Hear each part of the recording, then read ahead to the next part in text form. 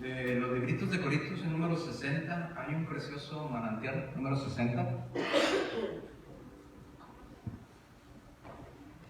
De los libritos de Coritos, número 60.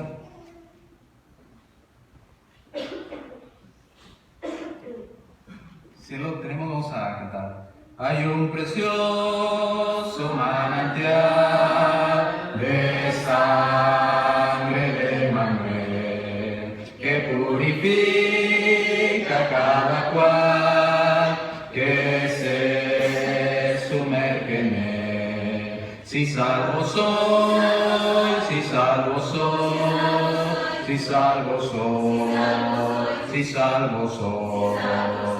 Por la sangre de Cristo mi Señor, por la sangre de Cristo mi Señor, por la sangre de Cristo mi Señor, la sangre de su cruz. El malhechor se convirtió de una cruz. Él dio la fuente y se lavó, creyendo en Jesús. Si salvo soy, si salvo soy, si salvo soy, si salvo soy.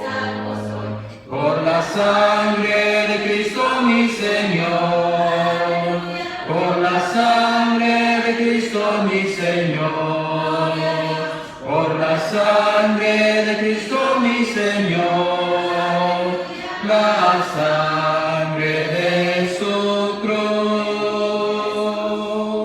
Y yo también, mi pobre ser, logré ahí la gloria de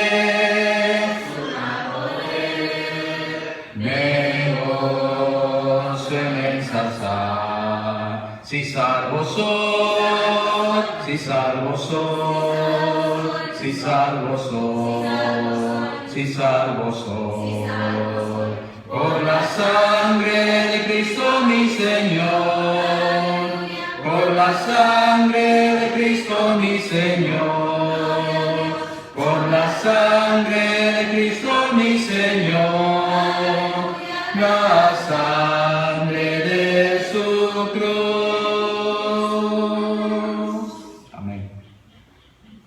Hoy vamos a hablar del síndrome de Estocolmo. ¿Qué es eso? Bueno, esa palabra o esta descripción de este problema psicológico, este término surgió en un robo a un banco que se suscitó en 1973, en agosto de 1973, en Estocolmo, Suecia. Estaban varias mujeres y un hombre ahí dentro del banco cuando de repente entra un ladrón al banco con una arma automática y empieza a disparar al techo, hiere a uno de los guardias o a un policía y mantiene durante 6 días rehenes a aquellas mujeres y a aquel hombre. Lo que sucedió es que después de estos 6 días y las amenazas que hacía este hombre para con sus rehenes, después de los 6 días, los rehenes empezaron a defender a su agresor. Empezaron a ver como enemigos a la policía y a las personas que querían rescatarlos de su agresor. Hicieron como un vínculo con su agresor, de tal manera que ya miraban a las demás personas que querían liberarlos de su secuestro como agresores. Los miraban como enemigos y ya no como amigos. Defendían y decían que su agresor era buena persona, que su agresor tenía buenos principios, que era buena gente, que no había hecho nada malo. Y a esto se le llama el síndrome de Estocolmo. Cuando una persona sufre un trastorno muy fuerte, como un secuestro, y pueda desarrollar algún tipo de sentimiento positivo hacia la persona que lo está agrediendo. al grado de defenderlo inclusive. La mayoría de los psicólogos consideran que hay 3 características para que el síndrome de Estocolmo suceda en las personas. ¿O cómo identificarlo? La primera dice los secuestrados o las personas que están sufriendo tienen sentimientos negativos hacia la policía o autoridades. Número 2, los secuestrados tienen sentimientos positivos hacia su captor. En otras palabras, se llevan bien con la persona que los está afligiendo y rechazan a las personas que los quieren ayudar. Número 3, el captor desarrolla sentimientos positivos hacia los secuestrados. Estas son 3 características principales de la persona que tiene el síndrome de Estocolmo. ¿Cómo llegan a tener o a desarrollar este síndrome? Bueno, es necesario que el secuestrado padezca alguna aflicción por varios días o algún tiempo, un periodo de tiempo. Los secuestradores que sigan en contacto con el secuestrado sigan comunicándose con él. Es decir, no los secuestran y los encierran solos, aislados, sino que siguen hablando con ellos constantemente, el secuestrador hacia el secuestrado. Y número 3, los captores son después de causar miedo en ellos, pues son amables con el secuestrado después de haberlos atemorizado o con los rehenes y no les hacen daño, sino que solamente los amenazan después de un tiempo. De esta manera las personas desarrollan el síndrome de Estocolmo, que es defiendo a la persona que me tiene secuestrada. Otro ejemplo de este caso de Estocolmo sucedió en Estados Unidos, en la ciudad de Los Ángeles. Una hija de un multimillonario llamado esta muchacha Patricia Hertz. Esta muchacha era hija de un multimillonario, un grupo ahí rebelde la secuestra y la mantienen secuestrada por 6 meses. Era un grupo terrorista, un grupo separatista. Se ponen en contacto con el papá y piden por su rescate $6 millones. El papá habla a la policía, grupos especiales, empiezan las negociaciones. Finalmente dan con el lugar de la muchacha, ponen en riesgo su vida policías. Previamente habían pagado el rescate de los 6 millones y logran finalmente rescatar a esta muchacha llamada Patricia Hertz. Ahí aparecen en la imagen. Son imágenes reales. Las imágenes que aparecieron anteriores fueron de las imágenes reales de Estocolmo. Esta es la muchacha a la que va ahí, Patricia Hertz, después de su rescate. Semanas después de que esta muchacha fue rescatada, varios de los secuestradores fueron apresados, otros huyeron. Pero semanas después, esa es la imagen de un banco. Y adivinen quién está ahí robando un banco. La muchacha llamada Patricia Hertz. Y adivinen con quién está robando el banco. Con otros de los que fueron sus secuestradores. Ahora esta muchacha defendía la ideología de sus secuestradores. Y la pregunta es, ¿de qué sirvió entonces los $6 millones para rescatarla? ¿De qué sirvió entonces poner en riesgo la vida de los policías? Si a final de cuentas, esta muchacha ahora defendía a sus secuestradores, a los que habían sido sus verdugos. Fue apresada, y ahí aparece también una imagen de cuando fue apresada esta muchacha. Ahí está con el letrero, cuando fue arrestada. Y uno se pregunta, ¿por qué? ¿Por qué una persona que sufrió una agresión de parte de otro grupo, de otras personas, ahora las defiende? ¿Por qué sucede esto? Hermanos, no nos vayamos allá a Suecia, no nos vayamos al ejemplo de esta muchacha, vayámonos al matrimonio. Cuando un matrimonio sufre violencia doméstica, y digo violencia porque hay violencia generalmente del hombre hacia la mujer, pero también ocurre en el sentido opuesto. Sucede el mismo síndrome. Usted habla si es su hermana la que está en esta relación y está siendo golpeada por su marido y le dice, ya aléjate, te va a matar un día de estos. Y aquella mujer le dice, es que es buena persona, es que ustedes no lo entienden, es que él me ama mucho, pero te está golpeando. Mira cómo traes el ojo. Ah, es que yo no le merecía, me porté mal. Él no me quería golpear. Él me ama. Lo que pasa es que yo lo desobedecí. Me gané los golpes. Me los merecían. Y empiezan a justificar a su agresor. Empiezan a ver a las personas que quieren ayudarlos como sus enemigos. Y empiezan a ver a su agresor como la persona que los cuida, como la persona que los ama. Déjenme aclararle algo en el caso de Patricia Hertz. ¿Qué pasó con ella? Cuando recién la secuestraron, lo único que le daban de comer era un pan seco, viejo, duro, y un vaso de agua. Cuando le llevaban el pan seco y el vaso de agua, cuando la muchacha hambrienta, porque le daban un pan seco y un vaso de agua al día, cuando la muchacha quería agarrar aquel pan para comerlo, se lo tiraban al piso, lo pisaban el pan y empezaban a golpear a la muchacha. Después de que la golpeaban, decían, ahora sí, cómete el pan del piso, que es donde mereces comerlo. Y así lo hacían día tras día. Después de varios días, dejaron de golpearla cuando comía el pan.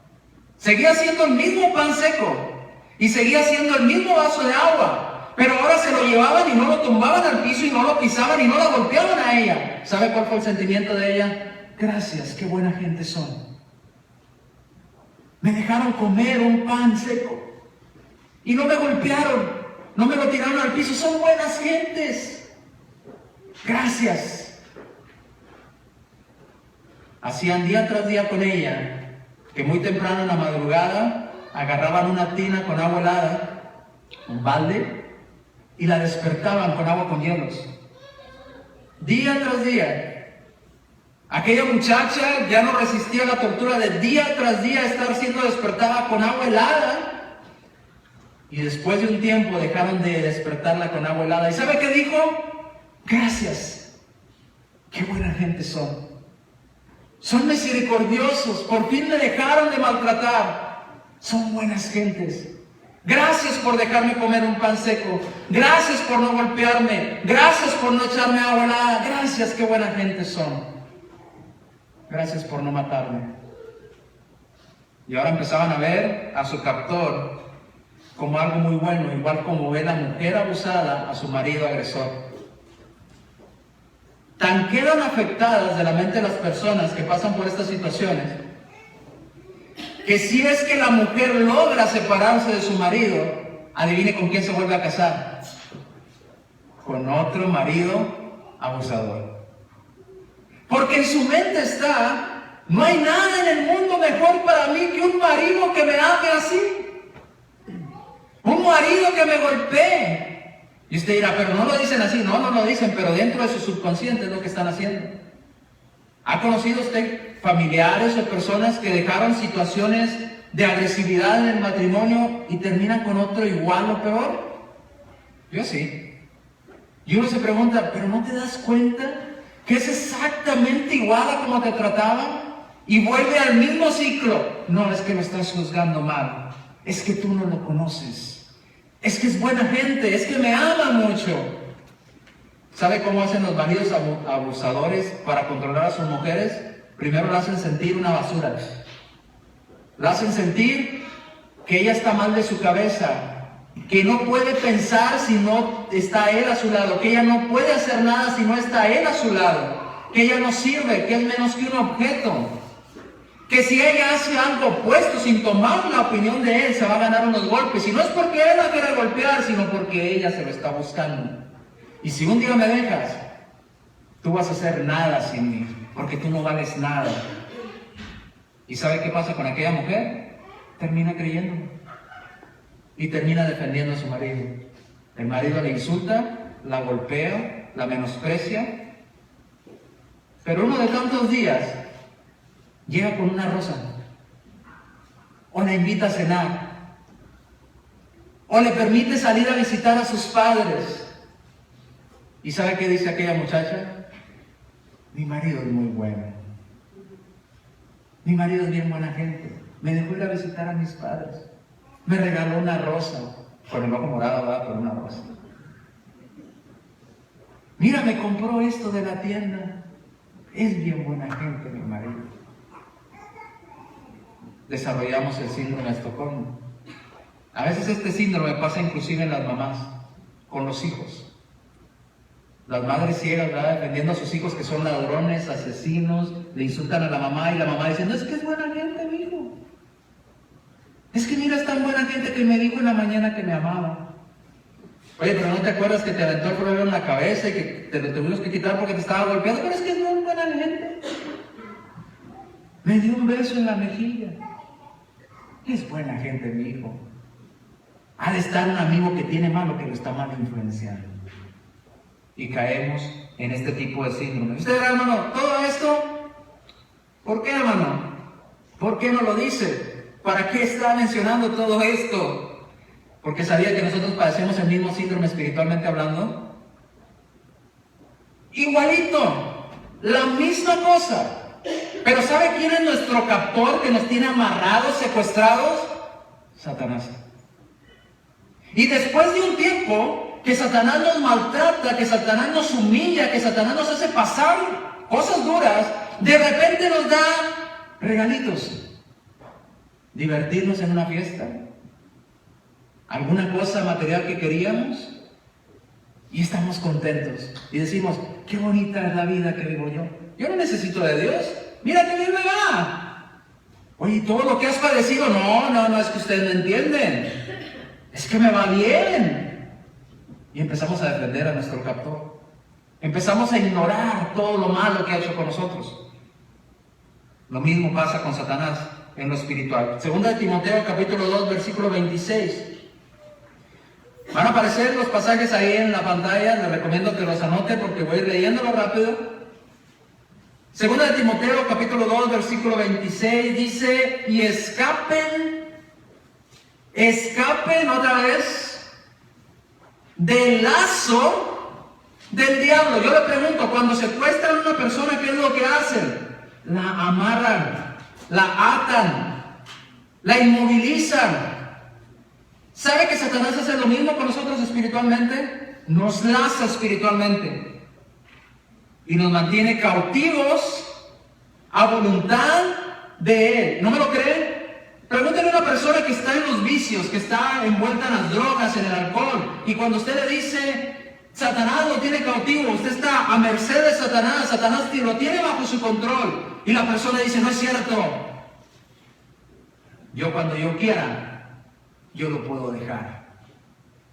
Es más, lo puedo dejar ahorita, y dice, adelante, déjalo ahorita. No, dije cuando yo quiera, y ahorita no quiero. Estás con el síndrome de Estocolmo. Satanás te ha tenido tanto tiempo cautivo que piensas que eso es lo único que hay en la vida.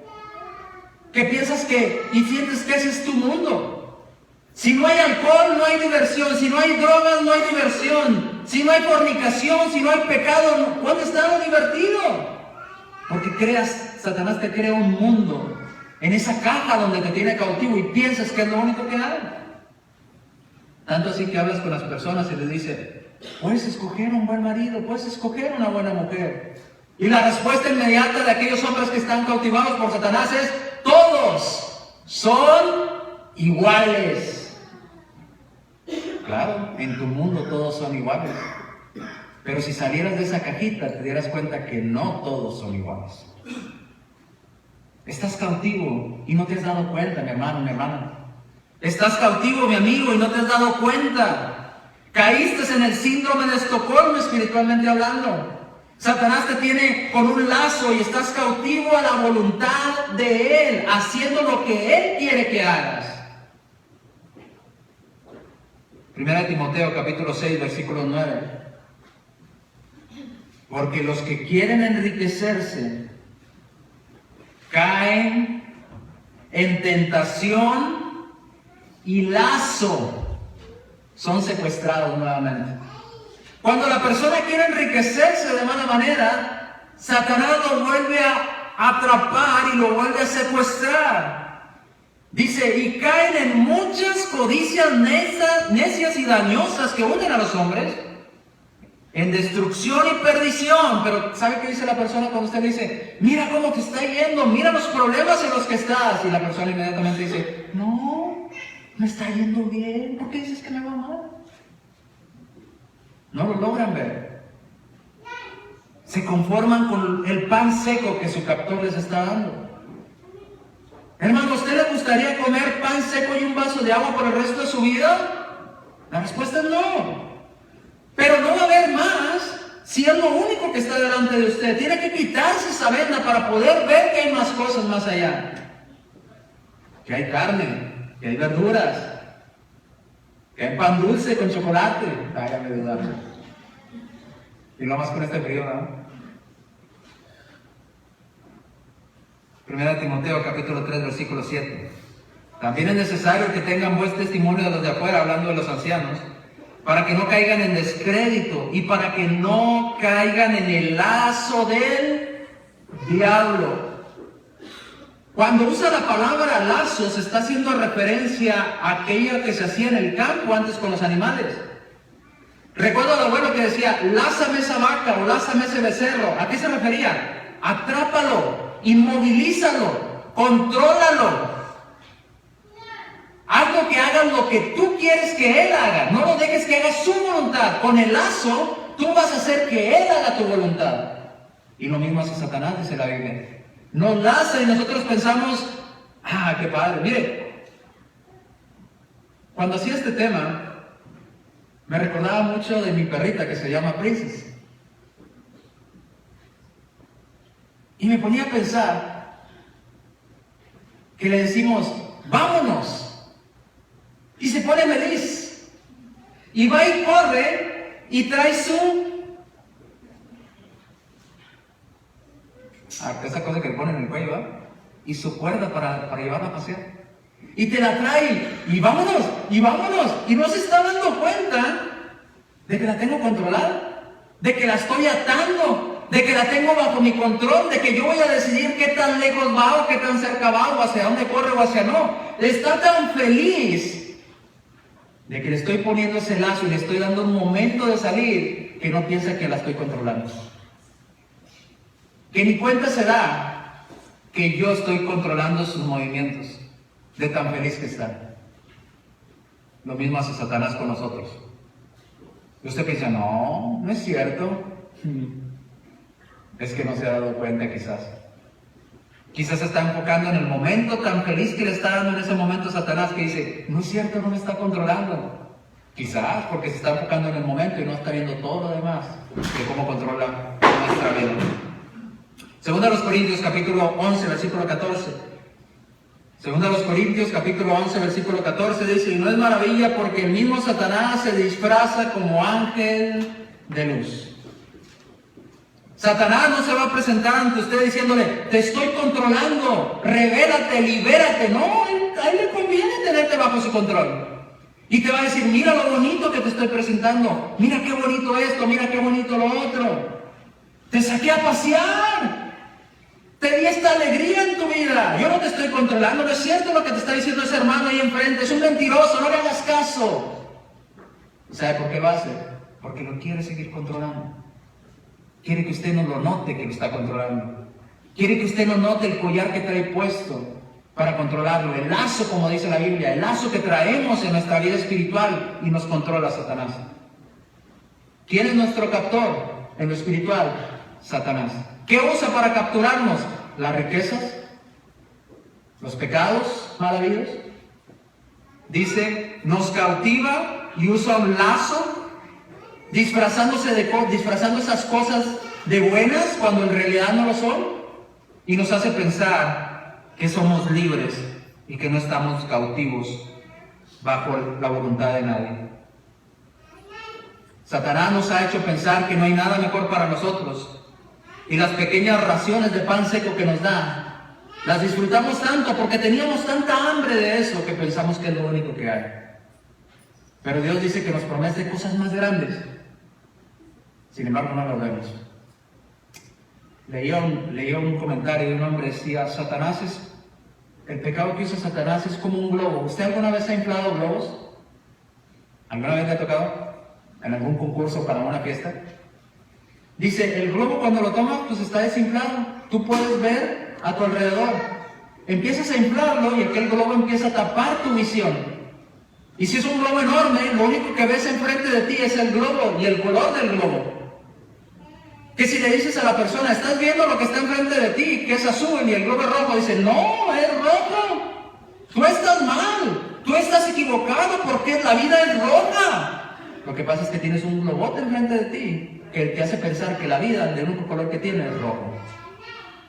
Si te quitaras ese globo, te darás cuenta que la vida no solamente es rojo, sino que tiene múltiples colores. Dios quiere quitarnos eso de Satanás, quiere quitarnos esa venda, ese estorbo que Satanás nos pone enfrente de nuestros ojos para controlarnos, para maniatarnos, y terminamos como hermanos defendiendo a Satanás. Tanto lo defendemos que decimos, no hermano, eso no es tan malo, hermano. Una canita al aire. ¿Una canita al aire? Sí, no es malo. Mientras yo tenga a mi catedral, no importa si tengo capillitas. Ok. ¿No es tan malo eso? No, no es tan malo. El globo enfrente de usted. No ves más allá. No ves todos los problemas que estás viviendo y lo que te ha puesto Satanás delante de nuestros ojos. ¿Quién es el único, espiritualmente hablando, que nos puede liberar de nuestro secuestrador? En el caso de la situación de Estocolmo, estaba siendo secuestrado por un hombre agresivo y quien nos liberó fue la policía. ¿Quién es el que tiene en lo espiritual la autoridad de liberarnos de Satanás? El único que puede liberarnos es Cristo. No hay otro. El único que puede romper ese lazo que Satanás tiene sobre nosotros para controlarnos es Cristo Jesús. Primera de Juan, capítulo 3, versículo 8. Primera de Juan, capítulo 3, versículo 8. El que practica el pecado, no se enoje conmigo, por favor. Es lo que dice la Biblia. Porque a veces piensan, el hermano es bien agresivo en sus palabras. No. Es lo que dice la Biblia. El que practica el pecado, ¿es de quién? ¿Quién lo tiene controlado? ¿El diablo? Si usted practica cosas que Dios no autorizó, quien lo está controlando usted no es Dios, es el diablo. Porque el diablo peca desde el principio. Ahora, para esto apareció el Hijo de Dios. ¿Para qué? Para cortar, para liberarnos, para deshacer las obras del diablo. Colosenses, capítulo 1, versículos 12 al 14. Colosenses 1 del 12 al 14. Con gozo dando gracias al Padre que nos hizo aptos para participar de la herencia de los santos en luz, el cual, Cristo, nos ha, subraya esta palabra, nos ha librado. En 2 Timoteo 2:26 dice que Satanás nos tenía ¿qué? Cautivos. Satanás nos tenía encerrados, nos tenía secuestrados. 2 Timoteo. Colosenses dice que Cristo nos ha liberado, nos sacó de ese secuestro que estábamos bajo el dominio de Satanás, el cual nos ha librado de la potestad o del poder de las tinieblas y nos ha trasladado a un lugar mejor, al reino de su amado Hijo, en quien tenemos redención por su sangre, el perdón de pecados. Hechos 26:18. ¿Por qué Dios nos libertó? Para que abra sus ojos, para que se conviertan de las tinieblas o del cautiverio a la luz, y de la potestad, del dominio de Satanás, del cautiverio de Satanás, salir ahora a Dios, para que reciban por la fe que es en mí perdón de pecados y herencia entre los santificados. ¿Quién es el único que nos puede libertar del cautiverio de Satanás? Cristo. Y termino con un pasaje que no hay otro pasaje más claro en la Biblia, bueno, a mi perspectiva. Juan capítulo 8, versículo 36. Así que si Cristo nos libertare, o si el Hijo nos libertare, seremos verdaderamente, no os oigo, ¿verdaderamente qué? Libres. Si Cristo nos liberta, corta el lazo, nos rescata del dominio de Satanás, entonces sí, usted y yo podemos ser verdaderamente libres. Mientras usted no sea rescatado por Cristo, usted está bajo el control de Satanás. Discúlpeme lo que dice la Biblia. A lo mejor no le agrada lo que le estoy diciendo, pero es lo que dicen las Escrituras. Si usted no permite que Cristo lo libere de las garras de Satanás, usted está siendo controlado por Satanás. Lo secuestró, ha vivido tanto tiempo de esa manera que piensa que es la manera correcta de vivir, que no mira que pueda haber otra manera de vivir. Se acostumbró a su captor. Ese captor de repente le da ciertas alegrías, de repente le da ciertas cosas que usted quiere, y usted piensa, no necesito de Dios, tengo todo lo que quiero. Pero si se diera cuenta de las riquezas que Dios tiene para nosotros, y aún más espiritualmente hablando, eternas, mansiones eternas, moradas eternas, calles de oro, mar de cristal. Dice que vamos a pisar el oro, va a ser como polvo en nuestros pies, para que se dé una idea de lo grande que Dios tiene para nosotros. Y nos conformamos con un pan seco y un vaso de agua que nos da Satanás. Y lo peor, lo defendemos. Cuidado con el síndrome de Estocolmo, hermanos. ¿Recuerdan a la muchacha que hablamos? Fue liberada. ¿Y después qué hizo? Regresó. Regresó con sus captores. Cuidado, hermano, hermana, que nos hemos bautizado, que Cristo cortó ese cordón, nos rescató de las garras de Satanás y nos dijo, ahora sí, eres libre. Ahora sí, libérate del control de Satanás. ¿Y sabe qué hacemos como cristianos? Volvemos con el captor. Volvemos como nuestro viejo amigo en nuestra mente. ¿Y Satanás cree que nos considera su amigo? No. Satanás quiere destruirnos. Pero nosotros pensamos que es nuestro amigo. Y queremos volver allá. Dice la Escritura en Éxodo capítulo 3. Mire, pasó con el pueblo de Dios. ¿Recuerda cómo estaba el pueblo de Dios en Egipto cuando era cautivo y era esclavo? No, era esclavo. Él no podía decidir. El faraón decidía qué hacía, qué comía, qué trabajaba, en qué vivía el pueblo. El pueblo no decidía qué cosa iban a comer, qué no comían, cuándo no comían, cuándo trabajaban, cuántas horas trabajaban. El faraón lo decidía, estaban siendo esclavos de faraón. Y el pueblo de Dios clamó a Dios, Señor, ayúdanos, ya no soportamos este yugo de esclavitud, libéranos.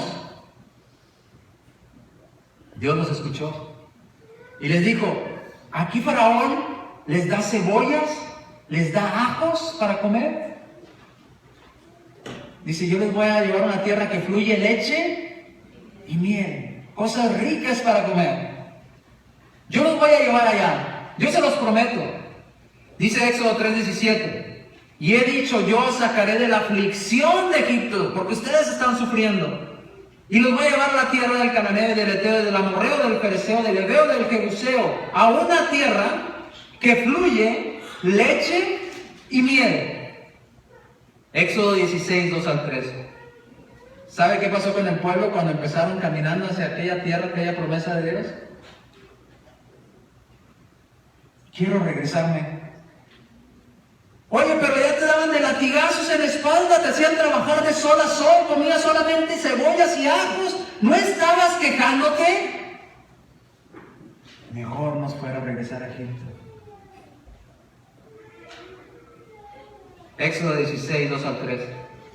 Y toda la congregación de los hijos de Israel murmuró contra Moisés y contra Aarón en el desierto, y les decía a los hijos de Israel, ojalá hubiéramos muerto a manos de Jehová en tierra de Egipto, cuando nos sentábamos a las ollas de carne. ¿Cuáles ollas de carne? ¡Sea mentiroso! A las ollas de carne, dice, ¿verdad? Nos sentábamos ahí, cuando comíamos pan hasta saciarnos. ¡No sean mentiroso! Tenían una idea en su mente que se habían ideado ellos mismos. ¿Acaso Faraón les daba pan hasta saciarse? No es cierto. Faraón los tenía bien limitados, ¿verdad? Dice, pan hasta saciarnos. Pues nos habéis sacado a este desierto para matarnos de hambre a toda la multitud. No es cierto, Dios les daba el maná. Querían carne y les mandaba carne. Pero ¿sabe qué pasa? el síndrome de Estocolmo espiritual. Quiero regresar con mi captor. Quiero regresar con aquel que me maltrató. Quiero volver, porque no era tan malo. Era bueno. Lo mismo pasó con el pueblo de Dios. Números capítulo 14, versículo 4, y decían el uno al otro: designemos un capitán y olvidémonos de Moisés y volvamos a Egipto. ¿Qué no clamaban por salir de Egipto? ¿Qué no salieron cantando cuando salieron de Egipto? Y ahora querían volver con su captor. Para nosotros en Gálatas capítulo 4, versículos 7 a 9. Hermano y hermana, usted que se ha bautizado, usted que ha sido rescatado de las garras de Satanás, lea este pasaje conmigo, por favor. Entendámoslo y comprendámoslo.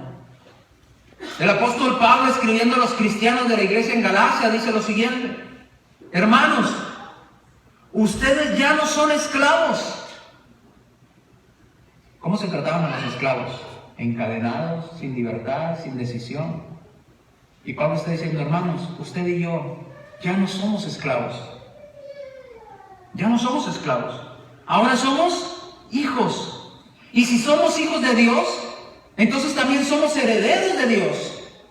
Somos herederos juntamente con Dios. En otro tiempo, usted y yo, hermanos, no conocíamos a Dios y servíamos a otros que por naturaleza no son dioses.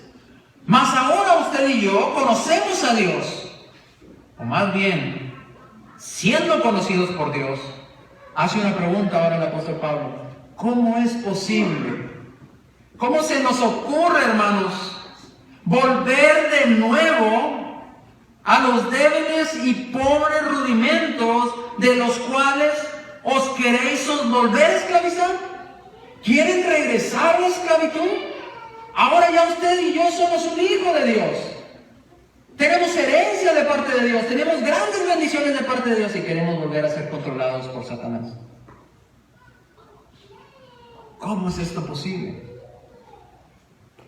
Porque todos los que hemos vivido bajo el yugo de Satanás, tarde o temprano pasaremos por este síndrome de querer volver con nuestro captor. Y pasa inmediatamente después del bautismo, y la primera cosa que decimos es: me iba mejor cuando no era cristiano. No tenía tantos problemas. Yo creo que no es bueno ir a la iglesia, porque parece que me va peor. Cuando no era cristiano, y empezamos a orar. Cuando no era cristiano, yo tenía esto, tenía lo otro, tenía aquello, y empezamos a recordar. Yo tenía un pan seco, yo tenía un vaso de agua. Me despertaban con agua helada todas las mañanas. ¡Qué bonito era eso! Y Dios te dice: pero yo te voy a dar cosas más grandes. No, es que aquello era mejor. Y aquello era seguro. Lo tenía todos los días. Queremos volver a ser esclavizados otra vez por Satanás. Entonces, ¿qué hacemos, hermanos? La Biblia nos habla de algo que tenemos que hacer como cristianos para no permitir que Satanás nos atrape. Cuando hablamos de los animalitos que íbamos a atrapar a un becerro, ¿qué hacían los becerros para evitar ser atrapados? ¡Córrele lo más que puedas! ¿verdad? ¡Escóndete! ¿Sabía que tenemos que hacer lo mismo nosotros? Para no ser lazados por Satanás, para no ser atrapados nuevamente en sus redes. ¿Qué pasa con la persona cuando llega la policía o el equipo SWAT para liberar a la persona secuestrada? Inmediatamente la sacan corriendo de ese lugar para protegerla, para cuidarla. Y le dicen: corre, escóndete, tú vete con ella, protégela. No la dejan ahí, ¿verdad que no? La alejan del lugar. Lo mismo tenemos que hacer nosotros para alejarnos de Satanás, para alejarnos de sus garras.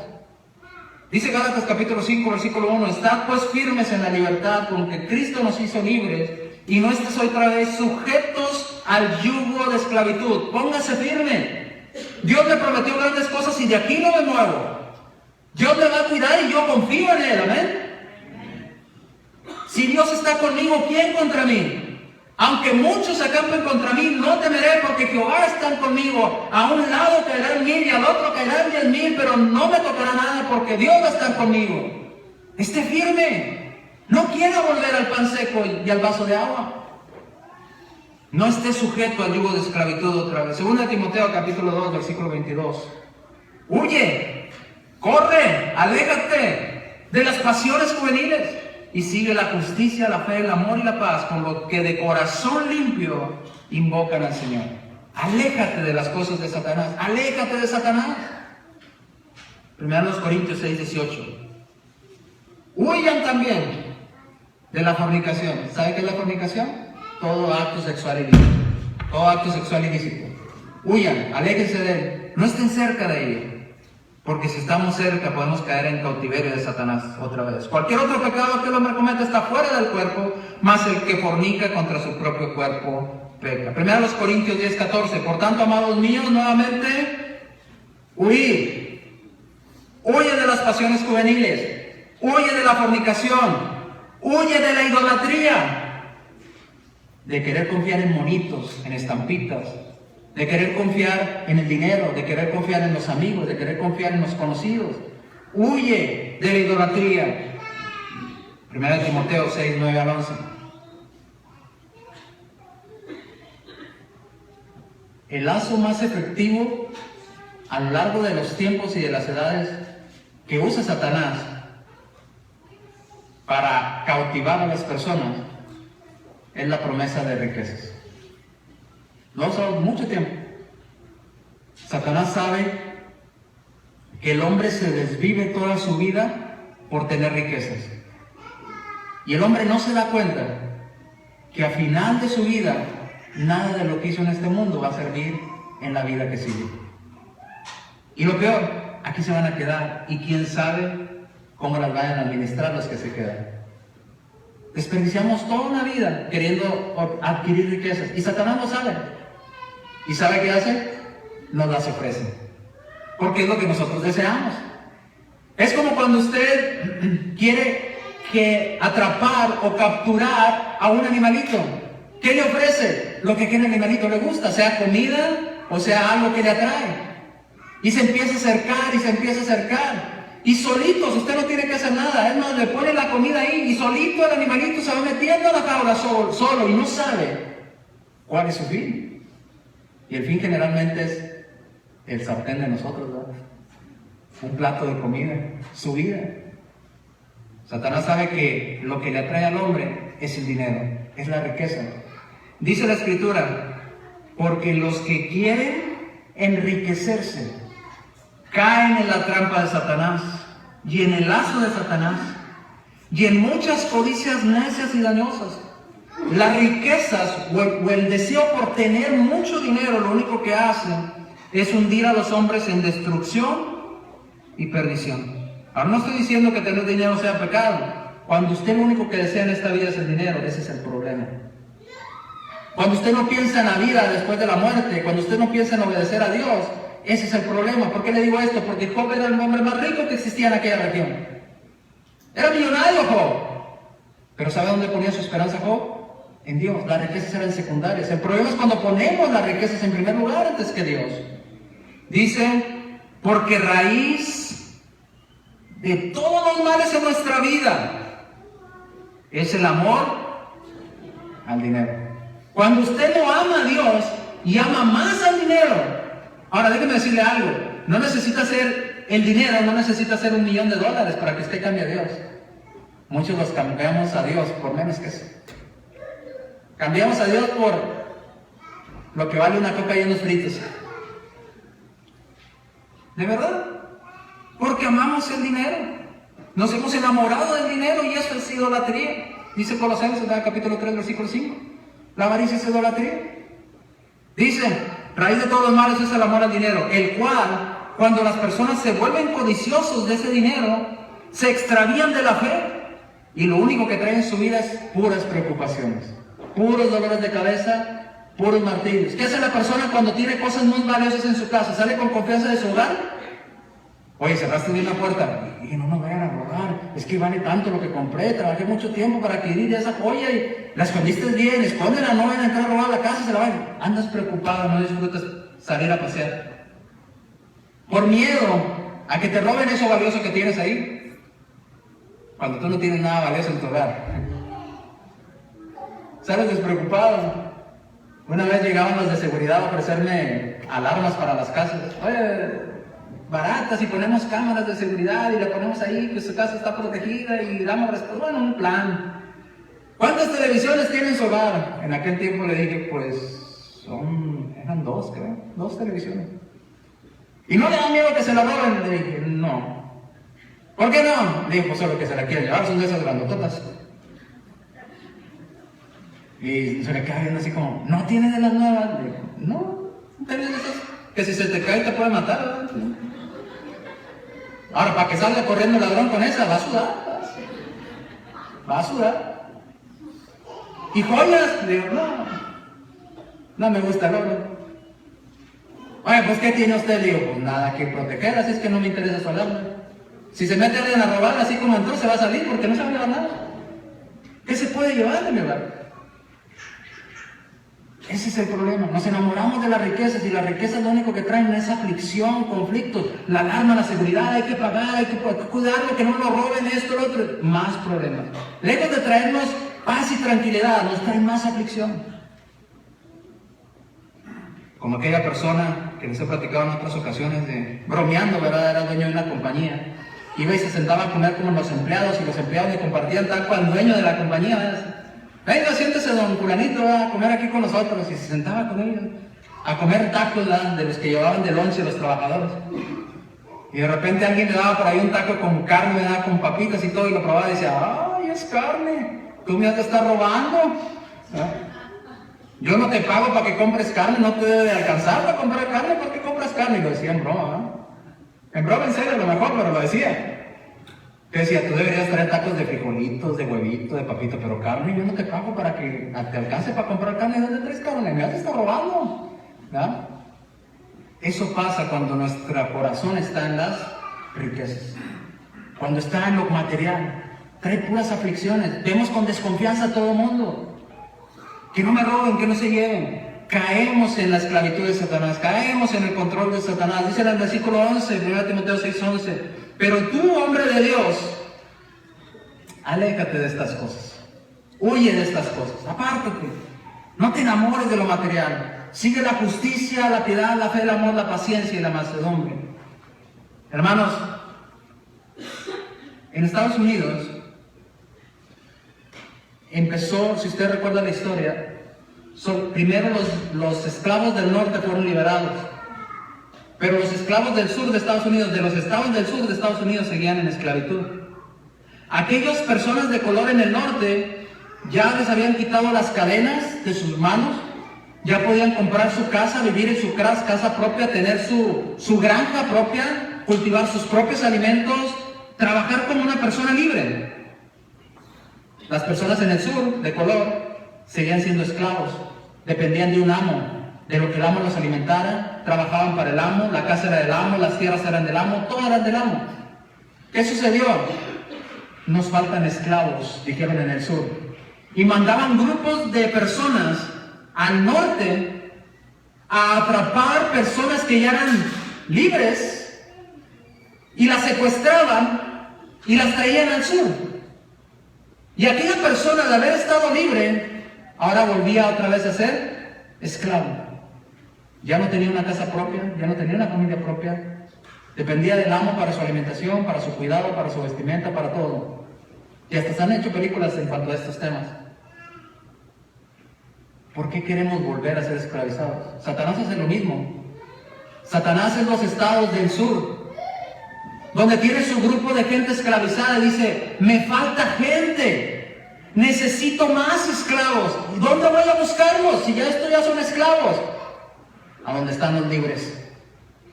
Como aquella anécdota que decía, aquel hermano que iba apresurado a la iglesia, ¿verdad?, para llegar, porque se le hacía que llegaba tarde y Satanás se le empareja y le dice, ¿a dónde vas? Satanás, dice, a la iglesia. ¿Tú? ¿A qué vas a la iglesia? Tú vete allá, a los lugares pecaminosos, allá donde están los asesinos, los asaltantes. No, yo voy a la iglesia. ¿Y a cuál iglesia vas? ¿A la iglesia de Cristo? ¿Y qué vas a hacer ahí? Ahí no debes estar tú vete allá con las personas malas. Dice, no, es que ellos ya son míos. Ahí están los que no son míos y yo los quiero. Lo mismo pasa en nuestra vida espiritual. Satanás son los estados del sur. Nosotros hemos sido libertados de las garras de Satanás, pero Satanás no está contento de que le hayan robado a su esclavo. Satanás no está a gusto que le hayan quitado a su esclavo que le pertenecía. ¿Y sabe qué va a hacer? Va a ir a buscarlo. Va a ir a ver dónde se está escondiendo. Va a ir a ver dónde está usted ocultándose. Va a tratar de lazarlo y devolverlo a esclavitud donde lo tenía. Y cuando ya lo tenga va a decir Satanás, qué bueno que regresaste. Ahora sí vuelves a estar bajo mi control. Ahora sí estoy contento. Pero qué triste que los que regresemos sean nosotros por voluntad propia. Que ni siquiera se esfuerce Satanás en ir por nosotros. Conclusión, hermanos. Abramos nuestros ojos. No estemos ya bajo el síndrome de Estocolmo. Ya no se conforme con un pan seco y un vaso de agua. Dios tiene bendiciones más grandes para nosotros que eso. No se alegre con eso. No esté contento con que no lo hayan matado. Alégrese con Dios de que Dios no lo va a matar, sino que le quiere dar vida en abundancia. No que lo mantiene medio vivo y medio muerto ahí a la vez. Dios quiere darnos en abundancia. Dice, les doy vida y para que la tengan en abundancia, dice la Escritura. ¿Por qué conformarse con Satanás? ¿Por qué conformarse con nuestro secuestrador? Ya, quíteselo de la mente, no vuelva allá. Dios tiene grandes manjares para nosotros. Dios nos quiere dar grandes cosas. Miremoslo. No volvamos al yugo de esclavitud. Muchos de nosotros como hermanos aún no hemos abierto nuestros ojos. Pasa mucho con las personas que estuvieron secuestradas mucho tiempo con venda en los ojos. Que cuando lo sacan a la luz del sol, después de haber estado tal vez un mes, 2 meses con una venda en sus ojos sin poder ver luz, y le quitan la venda, lo liberan, no pueden ver. Están ciegos. Sus pupilas no se acostumbran a la luz que están viendo. Viven ciegos, aún sin la venda que les ha sido quitada y se han sido libertados. Muchos cristianos estamos en esa condición. Cristo nos libertó, nos quitó la venda, pero seguimos ciegos.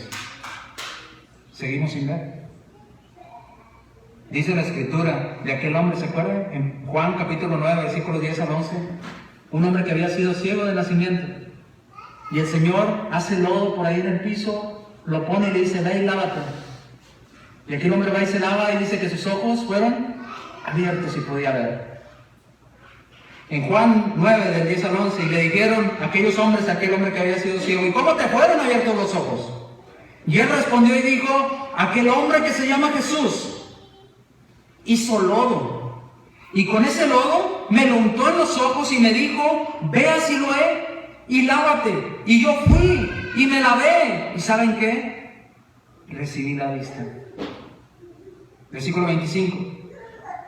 Entonces él respondió y dijo, aquellos hombres decían, no, ese hombre es pecador, ¿cómo te va a dar la vista? Eso es mentira. ¿Sabe qué dicen los que están esclavos?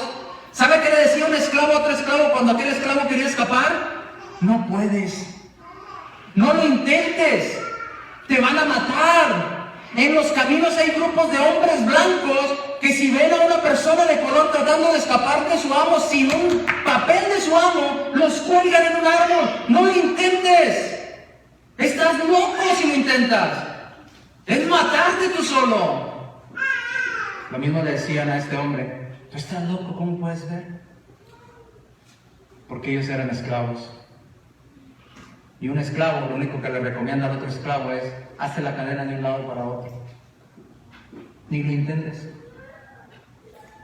Entonces este hombre que ya podía ver, que ya podía notar la diferencia entre la oscuridad y la luz, entre el pecado y la santidad, ahora dice este hombre, él respondió y dijo, si ustedes dicen que no se puede, o si ustedes dicen que Jesús es pecador, yo no lo sé. Pero una cosa sí estoy seguro, y no me van a convencer del opuesto, que antes yo era ciego, pero ahora ya veo. Juan 9:30. Respondió el mismo hombre ciego, para ustedes se les hace esto muy maravilloso. Dice, respondiendo el hombre le dijo, pues esto es maravilloso para ustedes, que vosotros no sepáis de dónde sea Jesús, y a mí me abrió los ojos. ¿Quiere ver más allá del globo rojo que Satanás ha puesto delante de sus ojos? ¿Quiere ver más allá de un pan seco y un vaso de agua? Necesita que Cristo le abra los ojos. Necesita aceptar al Señor en su vida. Necesita quitarse la venda, y no nada más quitársela, sino buscar ver. Porque no basta con quitarnos la venda, porque podemos seguir ciegos sin ver la voluntad de Dios. Termino con este pasaje, hermanos, Santiago 4:17. Quítese la venda de los ojos, sométase a Dios, resista al diablo y el diablo va a huir de nosotros. ¿Sabe por qué va a huir el diablo de nosotros? Porque ya podemos ver. Porque ya no nos engaña.